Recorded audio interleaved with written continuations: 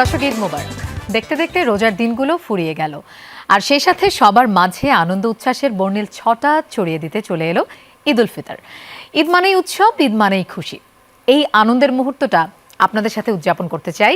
সবাইকে আমন্ত্রণ জানাচ্ছি ঈদের বিশেষ আয়োজন Sandelina Eid 2026 powered by Typhoon fabric কেয়ারে।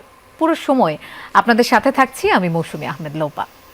দর্শক, ঈদকে রঙিন করে তুলতে সিনেমা মুক্তির রেওয়াজ বহু পুরনো। ঈদেও মুক্তি পেয়েছে কয়েকটি সিনেমা, মুক্তি পেয়েছে নাটক ও গান। উৎসবে সবাই মেতেছে, সেই উৎসবের রং বাড়িয়ে দিতে এসেছে মিউজিক্যাল ফিল্ম প্রেমের গল্প। মুগ্ধতা ছড়িয়েছেন জিয়াউল রোশন এবং রুকাইয়া জাহান চমক। আর আজকে আমাদের সাথে থাকছেন এই দুজন গুণী তারকা। গল্প হবে, আড্ডা হবে, আশা করছি পুরো আয়োজনে আপনারা আমাদের সাথেই থাকবেন। চমক এবং রোশন, ঈদ মোবারক। কেমন আছেন? ঈদ মোবারক। কেমন গেল ঈদ? এখন পর্যন্ত গেল না তো, এখন হ্যাঁ, আছে ঈদ আমাদের। হ্যাঁ। আমাদের ঈদ এখন আছে, আবার 7 দিন পর্যন্ত থাকে। আচ্ছা, ঈদের দিনটা কেমন গেল? ঈদের দিনটা আমি তো এটা সবসময় হোম টাউনে করি। সিনেমাটা রিলিজ পেলে, যদি সিনেমা রিলিজ পাই দেয় তখন বাড়িতে যায় না, কিন্তু অ্যাজ ইউজুয়ালি তো আব্বু আম্মু তো ওখানেই থাকে। তো ওনাদের জন্য আর ইনফ্যাক্ট আব্বু আমাকে ছাড়া নামাজে যেতে চায় না, যে আমাকেই লাগবে। দ্যাটস ওয়াই আসলে হোম টাউন ঈদটা করি। আর অনেক মানে ব্লাড রিলেটিভ অনেকে আছে না, যে একদম ছোটোবেলা থেকে ওদেরকে দেখে বড় হয়েছি। ইনফ্যাক্ট নামাজে গেলে অনেক পরিচিত মুখ যারা এলাকায়, মানে হোম টাউনে যারা সবসময় শুভাকাঙ্ক্ষী বা ক্লোজলি কানেক্টেড, ওনাদেরকে আসলে দেখার জন্য, মানে ওই হয় না যে আসলে মানে নামাজে আসলে সবাইকে দেখতে হবে আর কি, সবার সঙ্গে কোলাকুলি করতে হবে, রিলেটিভদের বাসায় যেতে হবে। আসলে হোম টাউনে এটা মানে করে আর কি। আর আদারওয়াইজ তো ঢাকায় থাকা হয় না ঈদের সময়, কারণ হচ্ছে যদি সিনেমা রিলিজ না পাই ঢাকাটাকে একদম বেশি নীরব মনে হয়। লাইক হচ্ছে এখন তো সময়টা এমন যে আমার পাশের দরজায় কে থাকে আমি সেটাও জানি না, জানা যায় না। সো মানে ঈদ যদি ফিল করতে হয় then I have to go home town. চমক? আমার লুনার অ্যাকচুয়ালি আমার মনে হয় আমার খুব একটা আত্মীয় স্বজন বা ফ্যামিলির সাথে কাটানো হয় না, খুব কম। এখন আগে হতো, এখন একদমই কম। এখন এমন হয় ঈদে আমি ঘুমাই, অনেক প্রচুর ঘুমাই, আর রাতের বেলা একটু বন্ধু বান্ধবের সাথে আড্ডা মারি। সকালবেলা আমার সাথে দেখা হয়, আর রাতের বেলা বন্ধু বান্ধব। অনেক মানুষের সাথেই কথা হয়েছে বা মানে পরিচয় আছে যারা ঈদের দিনটা ঘুমিয়ে কাটায়, মানে কারণ একদমই প্রেশার থাকে না ওই কদিন। এছাড়া আমাকে একদিনে আমার দিনে ঘুমাবো আমি, আমাকে মানুষ 30-40 বার ফোন দিয়ে বসবে, আর আমি কাজের একটা কমিটমেন্ট থাকে। সো সবকিছু মিলে আমার মানে ঈদের দিনটা রিল্যাক্স মুডে ঘুমানো যায়। কেউ ফোন দেয় না, অ্যাটলিস্ট কোনো কাজের জন্য কেউ ফোন দেয় না। ফোন দিলে সর্বোচ্চ ঈদ মোবারক বা সালামির জন্য ফোন দেয়। বাহ, কেন এমনি ঈদের দিনটাতে রান্না বান্না করা হয় না? না, মানে সত্যি কথা না। মানে খেতে পছন্দ? হ্যাঁ, অন্য কেউ রেঁধে দিলে? ঈদের আগের দিন হয়তো আমি সেমাইটা রান্না করি সর্বোচ্চ, বাট ঈদের দিনটা রান্না হয় না। ঈদের 1-2 দিন পরে হয়তো রান্না হয়, বাট ঈদের দিনটা আমি ঘুমাই বা একদমই চিল করি। রোশনের তো নামাজের পরে বাসায় এসে তারপরে কি চমকের মতো ঘুমানো হয় নাকি? আমি একদমই সকালবেলায়, যেহেতু হোম টাউনেই করি, আম্মু সকালবেলায় সেমাই রান্না করে রাখে। আমার মনে হয় যে সবাই নামাজ থেকে এসে খায়, কিন্তু আমি নামাজে যাওয়ার আগে খাই। আম্মু বলে যে পেট ভরে খেয়ে যা, রুটি টুটি সবকিছু বানায়। তো সকালবেলায় আসলে খুব ইজিলি তো নামাজের আগে খুব বেশি সময় পাওয়া যায় না, তো ওই সময়টাই বানায় আর কি। আম্মু বানিয়ে রেডি করে রাখে সকালের জন্য খেয়ে যেতে পারি। তখন ওই নামাজে আম্মু জানে যে নামাজ পরে আমি বিভিন্ন জায়গায় যাবো, ফিরে আসতে অনেক সময় লাগে, লাঞ্চের আওয়ারে বাসে ব্যাক করে আর কি। তখন এসে আবার খিদা লাগে, অনেক কিছু পেয়ে যায় বাসায়। বাহ, এই যে এখনকার ঈদ, এখন তো অনেক ব্যস্ত আপনারা কাজ নিয়ে, বিশেষ করে ঈদের সময় তো ব্যস্ততা বেশি থাকে শিল্পীদের, খুব স্বাভাবিক। ছোটবেলার ঈদ আর এই যে বড়বেলার ঈদ, আবার ব্যস্ত সময়, তফাৎটা কেমন লাগে? ঈদ শহরের ঈদ, গ্রামের ঈদ, 90s-এর ঈদ বা 2026-এর ঈদ, সবগুলোই আসলে সুন্দর বা আনন্দের, সবগুলোই আনন্দের যদি প্রিয় মানুষগুলো পাশে থাকে। That's the thing. মানে প্রিয় মানুষ পাশে না থাকলে গ্রামের বাড়িও ভালো লাগবে না, বা 90s-এর ঈদও ভালো লাগতো না আমার, বা 2026-এও। আমার মনে হয় ঈদ হচ্ছে প্রিয় মানুষগুলোর সাথে কাটানোর বিষয়, এবং সেই জন্যই তো আমাদের এই যে বললাম না যে আমি মানে প্রিয় মানুষদের কাছে পাওয়ার জন্য হোম টাউনে চলে যাওয়া। আমার প্রিয় মানুষ তো এখানেই আছে আমার জন্য, এইজন্যই হচ্ছে আলাদা চমক। ওইটাই আসলে প্রিয়জনটাই হচ্ছে সবচেয়ে মুখ্য বিষয়, চমক যেটা বলবো। আচ্ছা, আমরা এবার একটু কাজের কথায় আসি। আপনাদের একটা মিউজিক্যাল ফিল্ম রিলিজ হয়েছে, প্রেমের গল্প। সুন্দর একটা নাম, এই প্রেমের গল্প। এটার পেছনের গল্পটা একটু জানতে চাই। প্রেমের গল্পের যে পেছনের যে টিমটা আর কি, কোর টিম, এই কোর টিমের সাথে আমার আগে একটা কাজ হয়েছিল, এবং আমার ওটা প্রথম মিউজিক বলা যায়, না প্রথম না আসলে সেকেন্ড মিউজিক ভিডিও বলা যায় আমার, স্বর্গ। তো ওইটার পরে it was a very nice music video. আমার ওরকম মিউজিক ভিডিও বেশি করা হয় নাই, হাতে গোনা 2-1টাই করা হয়েছে। তো ওইটার পরে হঠাৎ করে they have come up with a new idea যে এবার আমরা আরও অনেক বড় স্কেলে যেতে চাই। তো কিভাবে আরও বড় স্কেলে যেতে চাই, তো বলা হলো যে আমরা এটা একদম ফিল্মের মতো করব, একটা এমন লোকেশনে চলে যাব যে লোকেশনে খুব সচরাচর শুটিং হয় না বাংলাদেশে one of the beautiful place, যেখানে আমাদের মতো করে সেট বানানো হবে, এবং এটাকে ফিল্ম মনে করানোর জন্য আমরা একটা ফিল্মের হিরোকে নিব, অ্যান্ড যাকে দেখলেই মনে হবে যেটা একটা সিনেমা আসলে, and that's why we got Roshan, the star of the show. And I said, okay, হ্যাঁ, that's the thing. যদি আমরা একটা ফিল্মিক কিছু দেখতে চাই তাহলে তো ডেফিনেটলি যখনই রোশনের কথা বললাম, হ্যাঁ নাইস, এটা তো একটা ফিল্মই হয়ে যাবে। So yes, that was my journey with the team. আগেও আমার সাথে কাজ হয়েছে, অ্যান্ড তারা যখন হোল পিকচারটা আমাকে বললো, I was immediately sold to their idea যে হ্যাঁ ড্যাম, আমি তো এটা থাকবো। তোমার এই গল্প আমি জানি না, রোশনের গল্পটাও একটু জানতে চাই। মাহিন তো আমার ভীষণ ক্লোজ, ভীষণ ভালো কাজ করে, এবং ইনফ্যাক্ট ওই চমকের যে আগের মিউজিক ফিল্মটা মাহিন করেছিল, আমি সেটা দেখেছিলাম। ওটা মিউজিক ফিল্ম ছিল, ওটা মিউজিক ভিডিও ছিল। হ্যাঁ, ওটা দ্যাট ওয়াজ ভেরি কুল। তো ওর একটা কাজের সম্পর্কে আমার একটা আইডিয়া হয়েছে, না ও কাজ ভালো পারে, মানে ও তো সচরাচর নাটক বেশি বানায়, ফিকশন বেশি বানায়, সো এর বাইরে ওই কাজটার ধারণাটা ওর ভালো আছে। আমাকে যে ফোন দিয়ে বললো যে রচনা আমরা একটা মিউজিক্যাল ফিল্ম করতে চাই, স্টোরি বেসড, মানে হয় না যে লিপ দিয়ে গান করে ওই টাইপের না, একদম ফুল অন স্টোরি বেস, একটা সুন্দর চমৎকার প্রেমের গল্প। এই গানটা কিন্তু এই সময়ের টাইম লাইনে না, সরি আই ইন্টারাপ্টেড ইউ, এই সময়ের না, এটা দেখলে মানুষ মনে হবে একটু আগের 2000 ও একদম 90s ওই টাইমের প্রেমের গল্পের মতো ইমোশনাল গল্প। এই সময় যেরকম সিচুয়েশনশিপ আমাদের অনেকগুলো টার্ম, এরকম একদমই এরকম না, একদমই ওই সময়ের প্রেমের গল্প। এই কনসেপ্ট আমি বললাম যে না ভাই এখন করবো না, তুমি আসো একবার দেখা করি। আমার আচ্ছা ঠিক আছে আমি জানাচ্ছি। তো একদিন দুদিন দেখা না হওয়ার কারণে ও বললো যে আচ্ছা ঠিক আছে আমি তোমায় গানটা পাঠাই, গানটা শোনো। গানটা শোনার পর আমার ভালো লাগলো, মানে সচরাচর দেখা যায় যে অনেক সিনেমার গানও আমাদের ভালো লাগে না, তো গানটা শুনেই জানি কেমন, মানে মিউজিকগুলো, তারপর হচ্ছে লিরিক্সগুলো, সুরগুলো মানে খুব সুন্দর। আমি পরে ফোন দিলাম, আমি নিজেই ফোন দিলাম, বললাম যে কীভাবে প্ল্যান করছে, এটা কীভাবে করবা। আচ্ছা, তো ওরা আমাকে নীলাদ্রি কতগুলো ছবি পাঠালো, এই বিষয় এইভাবে কস্টিউমগুলো আমরা মানে স্ট্রাকচার করতে চাই, কনসেপ্টটা শুনে আমার ভালো লাগছে।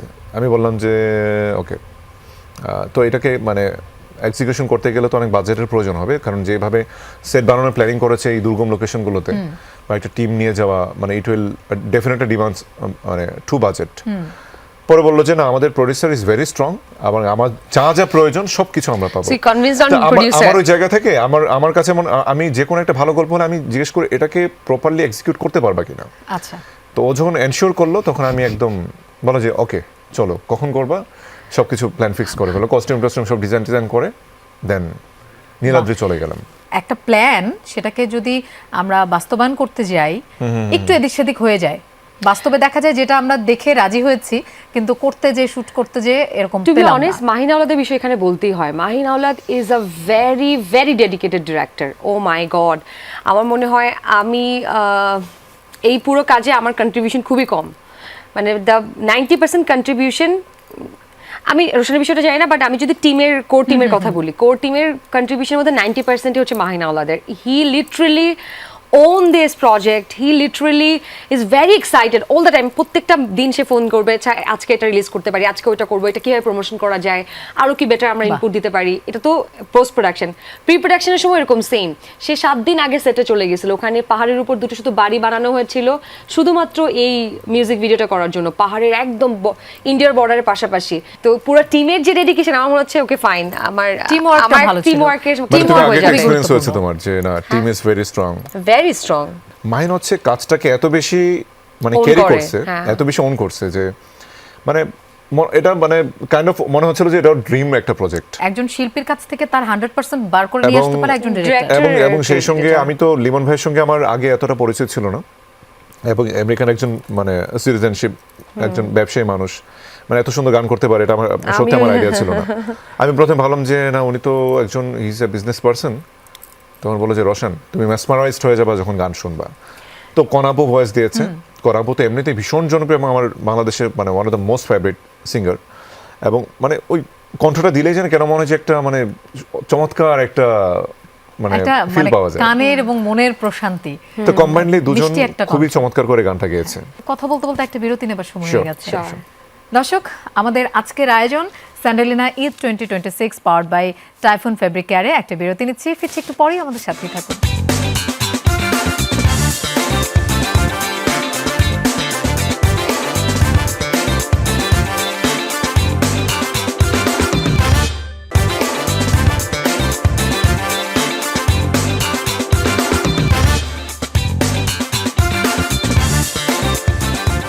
দর্শক, আমরা আবারও ফিরে এলাম Sandelina Eid 2026 powered by Typhoon fabric care অনুষ্ঠানে। লোপা আছি আপনাদের সাথে, আমাদের সাথে দুজন গুণী শিল্পী আছেন, রোশান এবং চমক। বাস্তবের প্রেমের গল্প এটা একটু শুনতে চাই, কারণ আমাদের সাধারণ দর্শক কিন্তু তাদের প্রিয় শিল্পীদের সম্পর্কে জানতে চায়, তাদের একটা আগ্রহ থাকেই। কে বলবে আগে? বলো চমক, বলো। না, ladies first. তুমি বলো, আমি সবসময় বলে যাচ্ছি প্রথমে। 2019 এর দিকে আমি মানে অফিসিয়াল বিয়েটা হয়েছে অনেক পরে, 19 এর দিকে উই গট ম্যারিড। আমার আই হ্যাভ 2 কিডস, আলহামদুলিল্লাহ। আমার একটা ডটার আছে, ও হচ্ছে 2 বছর 8 মাস, আর ওর ঠিক 1 বছরের ছোট আমার একটা ছেলে আছে। এবার চমকের কথা শুনতে চাই। I just found myself. I fall in love with myself. যেটা আগে হয় নাই কখনো আমার। আমি আগে যতবারই প্রেমে পড়ছি, কোনো না কোনোভাবে আমি বিট্রেড, কিংবা বিট্রেড বলাটাও ঠিক হবে কিনা, মানে জিনিসটা ঘটে নাই আসলে প্রপারলি। আচ্ছা। আমি আমাকে যেরকম ভালোবাসি এখন, ওই রকম করে ভালো কেউ আমাকে কখনোই বাসতে পারে নাই, nobody. And I feel so secure with myself now, and I'm so feeling loved with myself now, যেটা আসলে আমি কখনোই আগে ফিল করি নাই। And আমি আপনাকে বলছিলাম না যে I'm in very good timeline, the best timeline of my life. It's exactly because of it. আমার আর কখনো আর মানে আমি নিজেকে এতটা ভালোবাসি, আসলে আমার কারো ভালোবাসা দরকারই হয় না। So yeah, my প্রেমের গল্প is with me. I love বাহ। me. না, I নিজেকে- love myself. নিজেকে And I'm ভালোবাসা very, that's আমি ওকে খুবই অনেক ভালো থ্যাঙ্কস ছিল। দিতে চাই। হেই চমক, I love you. I love you. I love you. বাহ। Yes. এই যে নীলাদ্রিতে শুট করা হলো, স্পেশাল কোনো মোমেন্ট ছিল কিনা ওই সময়? আসলে প্রতিটা মোমেন্টেই না আমরা কিছু না কিছু স্পেশাল ক্রিয়েট হয়ে যায় আমাদের, কিন্তু বলতে গেলে মনে থাকে না। তো এক দুটা বিষয় বলা যায় যে লোকেশনটা আসলে অনেক বেশি দূরে। আমরা জার্নি শুরু করলাম হচ্ছে 11টার দিকে, গিয়ে পৌঁছালাম হচ্ছে 9টা 10টার দিকে। আবার আমাকে তখন মাহিন বলে নাই, ডিরেক্টর মাহিন বলে নাই যে রোশন তোমাকে নেমে আরো অনেকগুলো ধাপে ধাপে তোমাকে হেঁটে তারপর হচ্ছে আচ্ছা। পা ঢুকে যাবে কি বালির করতে ভিতরে। হইছে? Oh my God, remember তুমি? আমরা একটা পুলিশ ফাঁড়ির সামনে নামলাম, আমরা ভেবেছি যে আমরা লোকেশনে পৌঁছে গেছি। তো ভাবলাম যে এখানে লোকেশন হবে কেন? পরে বললো যে ভাইয়া অটো আছে, অটোতে ওঠেন, কারণ গাড়ি যাবে না। অটোতে উঠলাম, বললো যে কেন অটোতে উঠতে হবে কেন, ডাইরেক্ট গাড়ি নিয়ে যাই। বলেছে আসেন না, অনেক কিছু দেখার বাকি আছে। ড্রাইভার গাড়ি কিছুই নিতে পারি নাই, বিকজ ওখানে কারো গাড়ি যাবে না। ওখানে গাড়ি আচ্ছা। নাও মানে গাড়িটা আর চলবে না, ওই গাড়ি ওখানেই শেষ। ওরা বললো যে ভাইয়া আরো অনেক কিছু দেখার বাকি আছে, আপনি ওঠেন। মানে ওই আমাদের অ্যাসিস্ট্যান্ট ডিরেক্টর, কারণ জানে তো মাহিন পুরোটাই বলে নাই কাহিনীটা। যাওয়ার পর দেখে অটোর আর রাস্তা শেষ হয় না, অটো মনে হচ্ছে যে একদম মাউন্ট এভারেস্ট থেকে নিচের দিকে নামতেছে। মানে ওরা এত এক্সপার্ট, মনে হচ্ছে 4 হুইল ড্রাইভের গাড়ি চালায় অটোরা, ওখানে যারা অটো চালায় একদম মানে বিশাল বড় মানে একটা ময়দানের মতো বালি আর বালি। ওটা যতটুকু যায়, যাওয়ার পরে আমাদেরকে বলছে চলেন ভাই, আমার বাকি পথ হেঁটে যেতে হবে। হেঁটে কোথায় যাব? একদম ট্রলারের কাছে। আচ্ছা। আমরা লিটারালি হাঁটতে পারতেছি না, মানে পা ঢুকে যাচ্ছে মাঠের মধ্যে। আমি বললাম যে কিভাবে হাঁটবো ভাই, মানে জুতা খুলে হাঁটতে পারতেছেন, জুতা পরে হাঁটতে পারতেছেন, সব দিকেই প্রবলেম। আবার যাওয়ার পরে এই যে মানে আমি আরো 1-2টা ডাম্বেল টম্বেল নিয়ে গেছি, ভাবছি যে একদম গাড়ি থেকে নেমে হচ্ছে বাসা। পরে আমার এইসব ডাম্বেল টানতে টানতে সবার অবস্থা খারাপ হয়ে গেছে। গেলাম, তারপর হচ্ছে ট্রলারে ওঠার জন্য ওয়েট করলাম। ট্রলার আসলো, ওঠার পরে আবার ওখানে গিয়ে প্রায় 20 থেকে 25 মিনিট লাগছে ট্রলার পার হতে। আবার ওখানে গিয়ে নেমে আবার আরেকটা পাহাড়ে হেঁটে উঠতে, আর ওঠে আবার চাঁদের গাড়ি একদম পুরো বান্দরবানের ফিল দিয়ে আমাদেরকে লোকেশনে নিয়ে গেছে। মানে পুরো জায়গায় আমি আই ওয়াজ মানে ক্র্যাকড, এবং মানে মাহিনকে প্রচুর বকাবকি করতেছিলাম যে তুমি আগে কেন বলো না এখানে আসবা। আমি নিজেই কেন যে চিল্লাচিল্লি করতেছি আমি নিজেও জানি না। But he saying it, but he was very nice. মানে আমি আমার জায়গায় ভাবে করে কাজ করা হয় নাই রোশানের সাথে, but he is very helpful as a co-artist, and আমার মনে হয় রোশনের সাথে কেমিস্ট্রি বিল্ড আপ করা যে কোনো অ্যাক্ট্রেসের জন্য it's very easy, he helped that much. And এমনি বলতে চিল্লাপাল্লা করছে, but he is very cooperative with everyone in the set. প্রথমে যে একটুখানি বলছিল, বাট এরপরে মানে and very responsible, he is very responsible. কে কি খাচ্ছে, আমি খাবারটা পাচ্ছি কিনা, বা অন্য কেউ সেটের একদম অন্য মানুষগুলো খাবার পাচ্ছে কিনা। হি is very caring, he is very কি বলবো, একদম শুটিং ফ্রেন্ডলি। ও এমনি বলতেছে এগুলা, but he is very shooting friendly. পুরা সেটে মানে আমি আরো বেশি ক্র্যাঙ্কি ছিলাম। ও আচ্ছা, আমার উপর দেওয়া হয়েছে, আমার পায়ের কি অবস্থা ছিল প্রথম দিন, যেই আমার পায়ের নখ উঠে গেছে, আচ্ছা একদম নখ ব্লিডিং। আমি শুটিং হাঁটতে পারতেছে না, ওই পানি আমি শর্ট দিচ্ছি সকালবেলা। এই ফার্স্ট সিনে এটা হয়ে গেল। তারপরে ওই দিন রাতে ওই একই জায়গায় আবার ব্যথা পাইলাম। পরের দিন যখন লাস্ট শট নিচ্ছে আমাদের, একদম লাস্ট শুটিং হবে, ঘোড়ার সাথে শুটিং, ঘোড়া আমাকে লাথি দিয়ে আমার পা একদম ডাবা দিয়েছে, ওই পাই আবার একদম ওখানে পাশের দুইটা আঙুল আমার পুরো একদম অলমোস্ট থ্যাতলায় গেছে। It was bleeding and আমি ওইটা দিয়ে তোমার সাথে ওই রোমান্টিক শটটা দিচ্ছিলাম। শট দিয়েছিল, হ্যাঁ, মানে it was very tough for. Oh my God, একদম মানে আমার মানে রক্তাক্ত অবস্থা। চমকের বিষয়টা আমি বলে হচ্ছে, ও মানে ও হচ্ছে রোমান্টিক পোজ দিতে দিতে সামনের দিকে আগাচ্ছিল, ওর খবরই না যে সামনে দুইটা ঘোড়া আছে। মানে ও হচ্ছে ধরো একদম রোমান্টিক, ক্যামেরা ধরে আছে, এভরিথিং মানে ভুলে গেছে, মনে হচ্ছে খোলা ওপেন ময়দানের মধ্যে আছে, কিন্তু ওর চারপাশে যে চারপাশটা এবং ঘোড়া, একটা ঘোড়া পাগল, ওটা পাগল ঘোড়াটা এটা করছে। আমরা মানে ভয় পেয়ে গেছি যে ও শুটিং বাকিটা কন্টিনিউ করতে পারবে কিনা। পায়ের আঙুলের হাড়ি ভেঙে গেছে, কারণ ঘোড়ার খুর কিন্তু অনেক বেশি খারাপ। খামাখা অনেকগুলো ব্যথা পাইছে। আমার মনে হয় না, আমার মনে হয় গানটা আসলে হিট হবে তো, যখন একটা প্রজেক্ট হিট হয়, it takes a lot of thing from you, sacrifices নাই, বুঝছো, আর ব্লাড নিছে, ব্লাড স্যাক্রিফাইস নিয়ে গেছে। চমকের সাথে জুটি বাঁধার ব্যাপারে শুরুতে কেমন একটা চিন্তা ভাবনা ছিল, বা কাজ করার সময়টা কেমন মনে হলো যে না খুব ভালো? I always try to be sincere. তো ফাইনালি চমকের নামটা যখন আসলো, তো চমকের তো আগেও কাজ হয়েছে, তো আমি মানে চমক এমনিতে ভীষণ স্মার্ট একটা মেয়ে, এবং ওর যে কোনো কিছু ক্যারি করার ক্যাপাবিলিটিস আছে। ইভেন আমি যখন ওর সঙ্গে একটা কাজ যেহেতু আমি করেছি অলরেডি, ওর সঙ্গে একটা বোঝাপড়া, মানে অল্প সময় হলো একটা বোঝাপড়া তৈরি হয়েছে, তো ফিল হলো যে না, she can do it and carry this very well. আর ক্যারেক্টার ওয়াইজ যেহেতু এখানে পারফরমেন্সের একটা বিষয় আছে, এখানে শুধুমাত্র রোমান্টিক মানে অ্যাজ ইউজুয়াল রোমান্টিক গানের মতো শুধু লিপ মেলানো প্লাস হচ্ছে হাত উড়ানো ওইসব বিষয় না, এটা টোটালি একটা অ্যাক্টিং বেস একটা musical film. I discussed and I actually emphasized to select Chamak as a co-actor. এবং মানে Roshan is very nice, very humble, but আমার কাছে টু বি অনেস্ট আমার নিজে কি মনে হচ্ছিল, আমি রোশনের সাথে আমাকে যাচ্ছে না, টু বি অনেস্ট। হ্যাঁ, সিরিয়াসলি আমি বলছি, এটা বিনয়, এটা বিনয়, এটা অমিতাভ বচ্চন থেকে শুরু করে সবারই ছিল। ও মাই গড, না ইট ইজ লাইক দ্যাট। আমার মনে হচ্ছিল যে তার সাথে আমার আছে না। Roshan is so handsome, to be honest. বাংলাদেশে যদি মানে সবচেয়ে হ্যান্ডসাম হিরোদের লিস্ট করা হয়, রোশনের নাম অবশ্যই 1, 2, 3 মধ্যেই থাকা উচিত আমার মনে হয়। এন্ড এত সুন্দর একটা হিরো, হাইট সবকিছু মিলে, হি চলতি ফিরতি ফিল্ম, মানে ওকে দেখলে মনে হয় যে কোনো সিনেমা চলতেছে। সো সো আমার মনে হচ্ছিল যে আমার সাথে এটা যায় না, কারণ আমি খুবই র আর কি, মানে একদমই সাধারণ একটা মেয়ে চেহারা, মানে আমাকে দেখলে মনে হয় আচ্ছা ঠিক আছে, একটা বা নর্মাল পাশের বাসার একটা মেয়ে, কিংবা মানুষ কিন্তু আবার রটাও পছন্দ করে, কিন্তু বাট দুইজনের খুবই কন্ট্রাস্ট তো, এত এক মানে he is a film himself, আমি একটা সাধারণ মেয়ে, দুইটাকে আমি চিন্তা করছি কীভাবে ব্যালেন্স করবো, এত লম্বা, আমার থেকে অনেক লম্বা, আমার থেকে সুন্দর, মানে কীভাবে কি বিশ্বাসযোগ্য হবে যে আমি বিশ্বাস করতে পারবো মানুষকে যে এই মানুষটার সাথে আমার এত রোম্যান্স, বা সেই মানুষটা আমাকে ভালোবাসে, এই গল্পে হচ্ছে সে আমার জন্য মানে he is mad for me, আর আমার জন্য সে এত ভালোবাসা কেন করবে, মানে কিসের জন্য, আমি কি বিলিভ করতে পারবো? অনেক আমার এটা কিন্তু আমাকে অনেক ভালো হোমওয়ার্ক ব্যাপার করতে হয়েছে যে মানুষের মানে প্রেজ করার যে মানে গুণাগুণ, সেটা সবাই কিন্তু প্রেজ করতে পারে না। চমক এই দিক থেকে কিন্তু বেশ এগিয়ে। চমক, তুমি আসলে অনেক বেশি বলে ফেলেছো। না কেন, I'm saying the truth. Whether I deserve it. অনেকে এই ট্রুথটাও বলতে চায়। I'm feeling honored. অনেকে ট্রুথটাও কিন্তু বলতে চায়। তবে চমক আমি আসলে চমকের কাজ তো আমি অনেক আগে দেখেছি, বেশ কিছু নাটকও চমকের আমার দেখা হয়েছে। আর ওই যে বললাম না যে এর আগে শুধুমাত্র একটা কাজ, এরপরও চমকের গান, ও যখন গানটাও যত এর আগে যে গানটা করেছে মাহিনের, আমার মনে হচ্ছে যথেষ্ট ক্যারি করেছে নিজেকে, মানে রোমান্টিক গান। আর আমার কাছে কিন্তু একটা মানে মেয়েটা দেখতে মিষ্টি হতে হবে এবং পারফরমেন্স ভালো হতে হবে, এই দুইটা রিকোয়ারমেন্টস আমার। দেখতে মিষ্টি হতে হবে, পারফরমেন্স ভালো হতে হবে, অনেক বেশি টল হতে হবে, আমার এখান পর্যন্ত আসলে দ্যাটস নট মাই রিকোয়ারমেন্ট। ওটা সাউথ ইন্ডিয়াতে হয় না, ঠিক আছে? ও যথেষ্ট টল আছে, যথেষ্ট ফিট এবং মানে মানে আই ওয়াজ কনফিডেন্ট এবং গানটা আমাদের ফাইনাল এডিটিং প্যানেলে আমার দেখার পরে মনে হয়েছে she did really well and she looked very pretty. কিছু কিছু জায়গাতে লাইক হচ্ছে তুমি তো গানটা দেখেছো, এখন বলতে সমস্যা নেই যে মানে অন্ধের যে অভিনয়টা ওইটা ক্যারি করা ইজ ভেরি ডিফিকাল্ট। মানে ওটা যে এত চমৎকারভাবে মানে পারফর্ম করেছে, মানে আমি বাসে আমার এসব আমাকে বলছিল যে মানে মানে খুবই ভালো করছে, অনেক ভালো করছে। এবং ইনফ্যাক্ট আমার কাজে মানে যখন সিলেকশন চলছিল ও তোমাকে মানে সর্বোচ্চ প্রায়োরিটি দেখেছে এশা। ও আচ্ছা, ও ওয়াও, ও বলছিল তোমার কথা। অনেকেই ভালো বলেছে এবং সত্যি চমৎকার হয়েছে।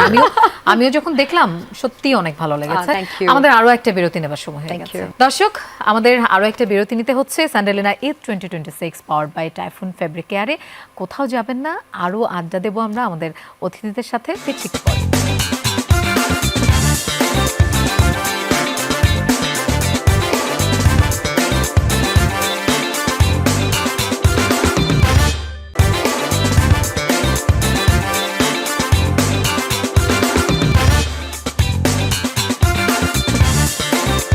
দর্শক, আরও একবার সবাইকে আমন্ত্রণ জানাচ্ছি Sandelina Eid 2026 powered by Typhoon fabric কেয়ারে। লোপা আছি আপনাদের সাথে, আমাদের সাথে চমক এবং রোশন আছেন। তাদের প্রেমের গল্প, মিউজিক্যাল ফিল্ম নিয়ে আমরা কথা বলছিলাম এবং ঈদে তারা কি করে সেই গল্প হচ্ছিল। এরপরে হচ্ছে আমরা একটু ইন্ডাস্ট্রি নিয়ে কথা বলতে চাই। এখন ইন্ডাস্ট্রি যেই মানে প্ল্যাটফর্মে আছে, মানে যে অবস্থায় আছে, সেটাতে আর কি কি আসলে করা উচিত যেটা আরও বেশি ফ্লরিশ করে? কারণ আমাদের যে ফিল্মগুলো কিন্তু এখন বাইরে যাচ্ছে, অ্যাওয়ার্ড পাচ্ছে, এর থেকে আরও বেশি কি করা যেতে পারে, কি মনে হয়? আসলে এটা আমরা অনেকেই জানি, কিন্তু আসলে মানে এখন সিনেমার প্রেক্ষাপটটা টোটালি চেঞ্জ হয়ে গেছে। মানে 2 to 3 ইয়ার্স পরপরই সিনেমার প্রেক্ষাপটটা এমনভাবে চেঞ্জ হয় যে মানে প্রডিউসারের মানসিকতা চেঞ্জ হয়ে যায়, সিনেমার মানে দর্শকদের মানসিকতা চেঞ্জ হয়ে যায়। এখন এমন একটা অবস্থা হয়েছে যে মানে খুবই ম্যাগনিফিসেন্ট স্টোরি, ইউনিক স্টোরি এবং খুব কেচি না হলে দর্শক আসলে সিনেমা হলে দেখতে চায় না। ফার্স্ট অফ অল ট্রেলার ভালো লাগতে হবে, ট্রেলার দেখে। ইনফ্যাক্ট আমাদের বাঙালিরা কিন্তু প্রচুর পরিমাণ সমালোচনা করতে ভালোবাসি, প্রচুর গালাগালি করতেও ভালোবাসি। ইনফ্যাক্ট তুমি যদি যে কোনো সিনেমার ট্রেলার দেখতে যাও তো ভিন্ন মতের মানুষগুলো পাবা, ওরা কোনো নেগেটিভ কমেন্টস করে না, ওরা হচ্ছে সরাসরি গালিগালাজ করে। মানে this is our habit. So what ever, মানে এই ইনফ্যাক্ট এই ঈদে আমাদের যথেষ্ট ভালো, ইনফ্যাক্ট গত ঈদেও যথেষ্ট ভালো ভালো সিনেমা মুক্তি পেয়েছে এবং সামনে বেশ অনেক ভালো ভালো প্রজেক্টের কিন্তু প্ল্যানিং হচ্ছে। আমার 4টা সিনেমা মুক্তির জন্য অপেক্ষায় আছে, আর জন্য এটা আসলে গত ঈদেও মুক্তি পেতে পারতো। প্রডিউসারদের নানান জটিলতার কারণে সরকার পতনের পর থেকেই বা নতুন সরকার এসেছে, একটা মাঝখানে ওদের মেন্টাল একটা ফ্ল্যাকচুয়েট করেছে, যার জন্য সিনেমাগুলো মুক্তি দিতে পারছে না। হয়তো দ্রুত একটা প্ল্যানিং হবে। তবে এর মধ্যে ইন দ্য মিন টাইম আমাদের সিনেমা যেভাবে চলছে আমার কাছে মনে হচ্ছে না যে খুব মানে খারাপভাবে চলছে। তবে সবচেয়ে বেশি প্রবলেম যেটা, সেটা হচ্ছে প্রডিউসাররা ড্রাস্টিক্যালি কমে গেছে। তুমি যাদেরকে দেখছো এই বছর সিনেমা বানিয়েছে, ওরা গত বছরও বানিয়েছিল।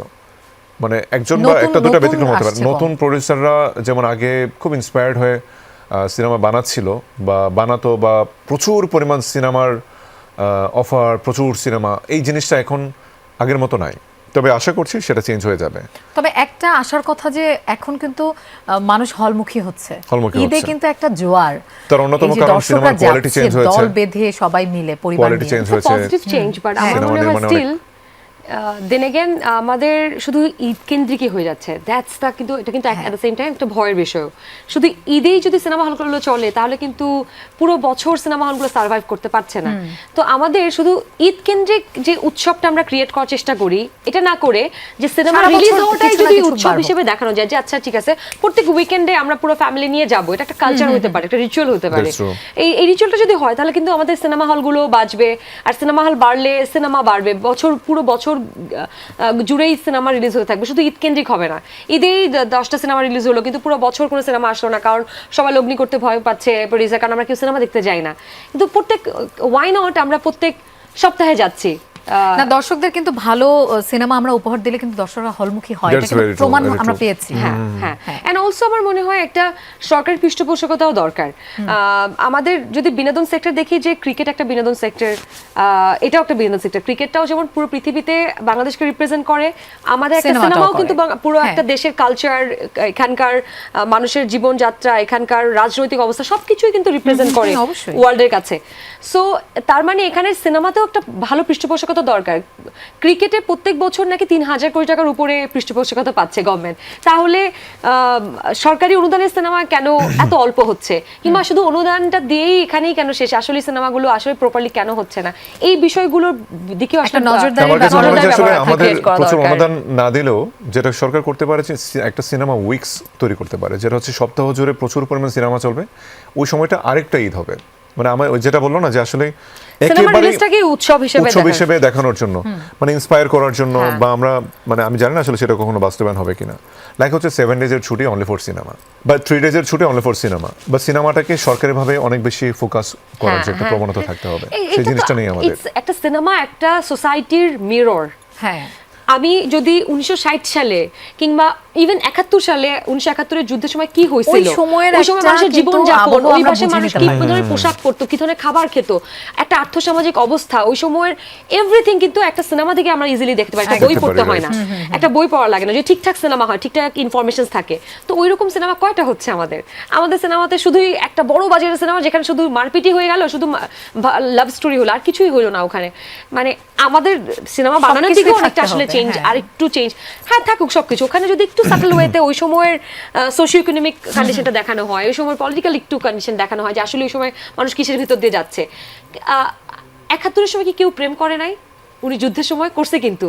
কিংবা 71-এর সময় কেউ কি বিয়ে করে নাই? 1971 যুদ্ধের সময় করছে কিন্তু। তো ওই সময় 71-এর সময় একটা মুক্তিযোদ্ধা প্রেম করছিল, তারও তো ক্লাব স্টোরি আসতে পারে। হ্যাঁ। এরকম আমি যদি এই আমাদের 24-এর একটা যে গণ অভ্যুত্থান হলো, সেখানেও কিন্তু অনেকের প্রেম হইছে। প্রেমের অ্যাঙ্গেল কিন্তু, লাভ স্টোরির অ্যাঙ্গেল কিন্তু অনেকটা এইসব এভাবেও কিন্তু আসতে পারে। তো আমরা যদি একটু অন্যভাবেও ভাবি, অন্যরকম গল্পও দেই, তাও কিন্তু মানুষের ভেতরে আসলে অনেক চেঞ্জেস আসবে। নিশ্চয়ই আমাদের সিনেমা নিয়ে আমরা আরো বেশি আশাবাদী হতে পারি। চমক অভিনয় না করলে, হ্যাঁ, ডিরেকশনে যেতেন বা যাওয়ার ইচ্ছা আছে? আমি তো করছি অলরেডি, মানে আচ্ছা। আমি ইনফো ডকুমেন্টারি বানাই, একটা ইন্টারন্যাশনাল content সিরিজ আছে। creator? হ্যাঁ, হ্যাঁ। একটা সিরিজ আছে, এটা ডকুমেন্টারি সিরিজ, যেটা ডিসকভারিং বাংলাদেশ উইথ চমক। এটার স্ক্রিপ্টিং থেকে শুরু করে ডিরেকশন সবকিছুই আমারই দেওয়া হয়। অ্যান্ড ইন ফিউচার আমার একটা প্রোডাকশন হাউস আমরা খুলছি, সেটার নাম হচ্ছে অলমোস্ট দেয়ার। এখান থেকে আমরা ছোট ছোট শর্ট ফিল্ম করছি, যেটা আমরা বিভিন্ন ফেস্টিভ্যালে দেওয়ার জন্য চেষ্টা আচ্ছা। করছি। So I am making my team. আমার সবসময় আসলে এটার সাথে থাকারই ইচ্ছা, মানে কোনো গল্প বানানো বা কিংবা গল্প বলা। সো বাহ, কিন্তু অভিনয়ের ক্ষেত্রে আমরা যখন ওই শুটিং স্পটে গিয়েছিলাম, হ্যাঁ, হ্যাঁ। চমকের অনেক কথা শুনে আমার কাছে মনে হয়েছে মানে শি শুড গিভ ডিরেকশন এবং প্রপার একটা সিনেমা দেওয়ার মতো, মানে ডিরেকশন দেওয়ার মতো ক্যাপাবিলিটিস Capability ও আছে। মাই গড, থ্যাংক ইউ। বাহ, তাহলে আমরা নেক্সটে চমকের share কোনো করছিল, মানে ও নির্দেশনায় পারবে। একটা সিনেমা দেখতে পারবে। পারি। হইতে পারে ইনশাআল্লাহ। Hope for the best. Yeah. অভিনয়ের ক্ষেত্রে কোন চরিত্রটা বেশি টানে? আই থিঙ্ক আমার কিছু ড্রিম ক্যারেক্টার আছে, যেমন লেডি ম্যাকবেথ আমার পছন্দ। আচ্ছা। Someday if somebody make a modern adaptation of Macbeth, তখন হয়তো I will try to play Lady Macbeth or Haimanti, কিংবা যদি অপুর সংসার আবার কেউ বানায়, তখন হয়তো এই ক্যারেক্টারগুলো, এগুলো ড্রিম ক্যারেক্টার। আর হ্যাঁ, যদি আর কিছু ক্যারেক্টার তো থাকে যায়, উইমেন এম্পাওয়ারমেন্টের কিছু যদি করা হয়, যেখানে আসলে যে ক্যারেক্টারটা আরো অনেকগুলো মেয়েকে ইন্সপায়ার করবে, তাদের হ্যাঁ। জীবনটা, তাদের জার্নিটাকে একটু সহজ করবে, সেরকম ক্যারেক্টার করতে পারলে ভালো হয়। আর রোমান্টিক তো করতেই চাই, যদি এরকম সুন্দর হিরো থাকে। So, yeah. রোশান, কি ধরনের অভিনয় করতে বেশি ভালো লাগে? একই প্রশ্ন। আমার আসলে সত্যি বলতে কি, টু বি ভেরি অনেস্ট, আমি অ্যাকশন জনারের কাজ বেশি পছন্দ করি। আচ্ছা। লাইক হচ্ছে ধরো, মানে আমি চাই বাহুবলীর মতো স্ক্রিপ্ট, আমি চাই সালারের মতো স্ক্রিপ্ট, আচ্ছা। আমি চাই ডন টুর মতো স্ক্রিপ্ট। মানে হয় না যে আসলে একটা আমার পছন্দের একটা গল্প, এটা খুব বেশি টাকা লাগবে না, সহজে করে ফেলতে পারতাম, কিন্তু যেটা করতে চাই সেটার জন্য বাজেট ছাড়া হয় না। That's the main barrier. যে কয়টা নাম বলছে প্রত্যেকটাই এক্সট্রিম। হ্যাঁ, অনেক Expensive. অনেক মানে budget। অন্ততপক্ষে বাংলাদেশের এক্সপেক্টে 10 কোটি টাকা বাজেটের প্রয়োজন। হ্যাঁ। সো আদারওয়াইজ ওই জিনিসটা পোর্ট্রে করা সম্ভব না। আর আমার কাছে মনে হয় যে আমার যতগুলো মানে আমি যে কয়েকটা পার্ট আছে, আমি মানে অ্যাক্টিংয়ের যে পার্ট, মানে পসিবল পার্টস যেগুলো আমি মানে ভালো পোর্ট্রে করতে পারি বা আমি করতে পারবো বেটার, আমার কাছে মনে হয় অ্যাকশনটা আমি এখন বলে মনে হয় এখনই আমি রেডি আছি, এরকম মনে হয় আর কি আমার কাছে। সো এটা this is my first priority. এবং তবে এর বাইরে আমার ককপিটে দেখেছি, ককপিটে ওইটার একটা গল্প বলবেন যে ওখানে কেমন লেগেছে, that was my third film তফাৎটা কেমন ওখানকার আমার তো শুটিং এর শুরু থেকে আমি তো এখানকার ককপিট তো ধরো একেবারে টোটালি একটা সলো কলকাতার ছবি। কমলেশ্বর মুখার্জি কলকাতার একজন 2-3 জন নাম করা ডিরেক্টরের মধ্যে একজন। কলকাতার আমার অসংখ্য প্রজেক্টের কাজ করা হয়েছে। ইনফ্যাক্ট আমার ফার্স্ট মুভি যে রক্ত, তারপর বেপরোয়া, একদম ইন্টায়ারলি কলকাতা, এবং মানে বেপরোয়া তো টোটালি একদম হায়দ্রাবাদে করা হয়েছে, একদম টোটালি তামিলের বা তেলেগুর সেট আপ নিয়ে করা হয়েছে। সো ওদের সঙ্গে কাজের আমার ইমেন্স একটা এক্সপিরিয়েন্স আছে, I know them very well. ওখানে আমাদের মধ্যে যে পার্থক্যটা রয়েছে সেটা হচ্ছে যে সর্বপ্রথম দে আর ভেরি ওয়েল স্ট্রাকচার্ড, এবং ওরা অনেক বেশি বেশি বেশি প্রফেশনাল। আমরাও যে আনপ্রফেশনাল তা না, ওরা বেশি প্রফেশনাল। আচ্ছা, ওদের লাইক হচ্ছে টাইম এত বেশি মেনটেন করে, লাইক হচ্ছে একদিন আমি রাজাচন্দ্রের সেটের মধ্যে 20 মিনিট লেট করে গেছি, উনি আমার সাথে মানে ডিরেকশন দিয়েছে কিন্তু 4 ঘন্টা কথা বলে নাই, মানে রাগ করে আমার উপর। সো টাইমটাকে ওরা এত বেশি স্ট্রিক্টলি মেনটেন করে। 30 দিনের শিডিউল 30 দিনে আমরা শেষ করেছি। প্রতিদিনের শুটিং আমরা 8টায় শেষ করবো, 8টায় শেষ করেছি, 7টায় শুরু করবো, 7টায় শুরু করেছি। ওদের বিষয়গুলো হচ্ছে এরকম। আমাদের টেকনিক্যাল সেটগুলো থেকে আমরা কিছুটা পিছিয়ে আছি, যার ফলে দেখা যায় যে তুমি যতগুলো বড় বাজারের সিনেমা দেখছো এটা কিন্তু 100% আমাদের দেশীয় টেকনোলজি নিয়ে তৈরি হয় নাই। Whatever you do the post production, pre production অনেক কাজ, তারপর হচ্ছে ক্যামেরাম্যান আমাদের অনেক যথেষ্ট ভালো ভালো ডিওপি আছে, কিন্তু ডিরেক্টরে দেখা যায় যে ধরো পোস্ট প্রোডাকশনের ম্যাক্সিমাম কাজ ইন্ডিয়াতেই করে, যেটা হয়তো আমাদের এখনো পর্যন্ত আমরা ডেভেলপ করার ট্রাই করছি আর কি। আমাদের নিজেদের একটা ইয়ে তৈরি করা উচিত, আমাদের যা যা ফিল্মের জন্য লাগবে। স্টিল আমি ফিল করি যে আমি চমকে এখন আমি নিজেকে মেলে ধরতে পারিনি সিনেমাতে। মানে আমার কাছে মনে হয় আমার ডিরেক্টর আমাকে বলে যে Roshan, I should be utilised আরো ভালো করে। আমার নিজেকে আমি এখনো মেলে ধরতে পারিনি। ইউটিলাইজ ওই যে আপনাদের দুজনকে প্রেমের গল্পে খুবই চমৎকার মানিয়েছে। হ্যাঁ, একেবারেই বাস্তব প্রেমের গল্প মনে হয়েছে। হ্যাঁ, তো আপনাদের দুজনকে ওয়েলকাম। আপনাদের দুজনকে ভবিষ্যতে সিনেমায় একসাথে জুটি হিসেবে দেখতে পারবো কিনা?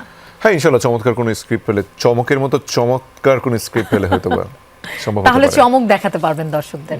হি was mentioning that Baahubali cinema, Baahubali cinema কিন্তু শুধু অ্যাকশন সিনেমা না, বাহুবলীতে যে হিস্ট্রি, ওই সময়ের কালচার, ওই সময়ের কি সুন্দর ফুটে এসছে না।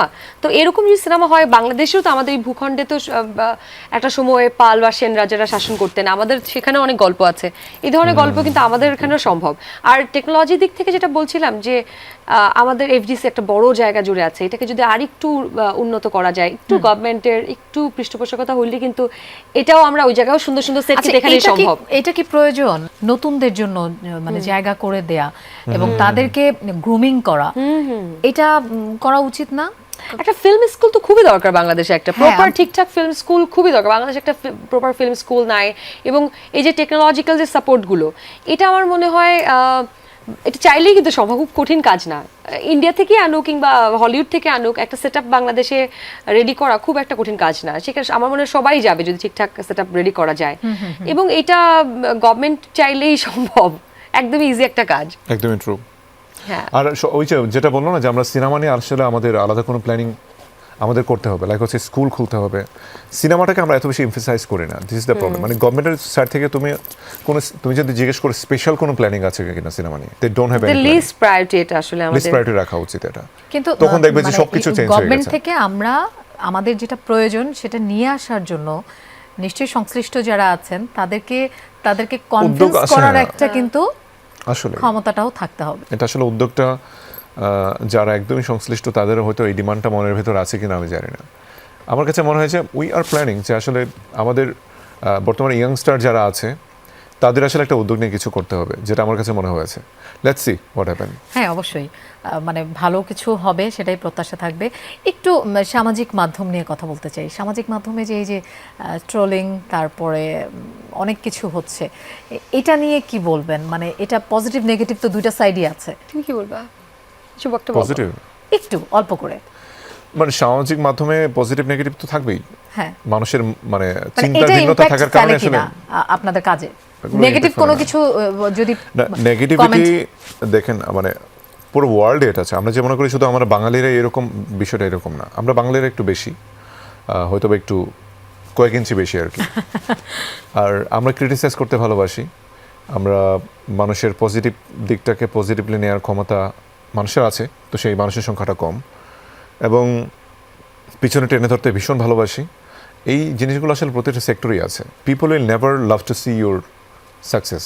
আমার কাছে মনে হয় অবশ্যই ইনসিকিউর এমন একটা জায়গা থেকে উঠে আসা যে ট্রমাটাইজড মানুষগুলো, তারাই তাদের সমস্ত ইনসিকিউরিটিজ অ্যান্ড সমস্ত দুর্বলতাগুলো সোশ্যাল মিডিয়াতে ঢেলে দেয়, কিংবা তার বাসায় কারোর সাথে ঝগড়া হয়েছে, কিংবা অফিসে বসের কাছে একটা ঝাড়ি খাইছে, সে সেটা এসে একজন আচ্ছা শাহরুখ খানকে যে একটু গালি দিয়ে আসি, ওয়াও আমি শাহরুখ খানকে গালি দিয়েছি, আমি একটা বড় সুপারস্টার হয়ে গেলাম। আসলে মনে হচ্ছে আরো অনেকগুলো গল্প আছে আপনাদের সাথে, কিন্তু আমাদের সময় একেবারেই শেষ। দর্শকদের উদ্দেশ্যে এক লাইনে কিছু বলবেন। প্রিয় দর্শক, যমুনা টিভির তো একটা সবসময় একটা ফিক্সড দর্শক সবসময় আছে, এবং যমুনা টিভিতে আমার অসংখ্যবার আসা হয়েছে। ভীষণ পছন্দের টিভি চ্যানেল। পার্সোনাল লাইফেও প্রচুর আমি সারাদিন হচ্ছে যমুনার নিউজ দেখি। সকল দর্শককে ঈদের অনেক অনেক শুভেচ্ছা, এবং প্রতি বছর আমাকে যারা ভীষণ ভালোবাসেন তারা আমার কোনো না কোনো কাজ দেখতে চায়। এবার সিনেমা নিয়ে আসতে পারিনি, তবে একটা সুন্দর গান নিয়ে এসেছি। গানটা দেখতে দেখতে সিনেমা হলে চলে যান। সিনেমা অসংখ্য ভালো ভালো সিনেমা এসেছে, সেই সিনেমাগুলো দেখুন, এবং সেই সঙ্গে আমার এবং চমকের প্রেমের গল্পটা বাসায় অন্ততপক্ষে প্রতি 3 থেকে 4 বার শুনবেন। Try to feel your loved one. এই সেম প্রেমের গল্পটা দেখবেন। আমার মনে হয় আপনার এই ঈদে আপনার প্রিয়জনের সাথে, আপনার ভালোবাসার মানুষের সাথে এই গানটা শুনলে আপনাদের ভেতরে আরও ভালোবাসা মজবুত হবে। I believe that. And Eid আপনাদের ভালোবাসা মানুষের সাথে কাটুক। আর যমুনা টিভিকে ধন্যবাদ আমাদেরকে একসাথে অনেক অনেক ধন্যবাদ আপনাদের দুজনকে আমাদেরকে এই সময় দেবার জন্য। অনেক ভালো লাগলো। Thank you. দর্শক, আমাদের Sandelina Eid 2026 powered by Typhoon fabric কেয়ারের একেবারে শেষ প্রান্তে চলে এসেছি। সবাই ভালো থাকবেন, ঈদ প্রিয়জনদের সাথে খুব ভালোভাবে উদযাপন করুন। আজকের মতো বিদায় নিচ্ছি, ভালো থাকুন সবাই।